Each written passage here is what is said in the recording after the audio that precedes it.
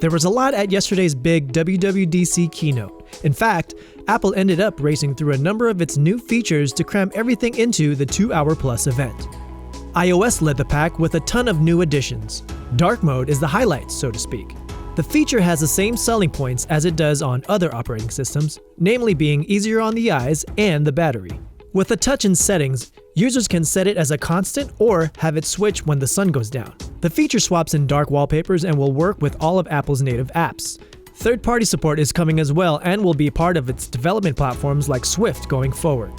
Apple Maps, a major underdog at launch, continues to get some key upgrades. Most notable is Look Around, a competitor to Google's long-standing Street View, which brings seamlessly stitched photographs to help users better navigate around. Imaging is a key part of every iOS upgrade, and this one's no different.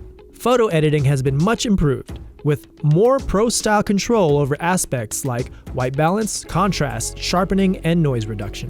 iOS's editing tools are coming to video as well, with the ability to adjust settings and even rotate orientation. The Photos app also gets a new dynamic view that groups images by occasions like birthdays, giving you another opportunity to mark the unwavering march of time.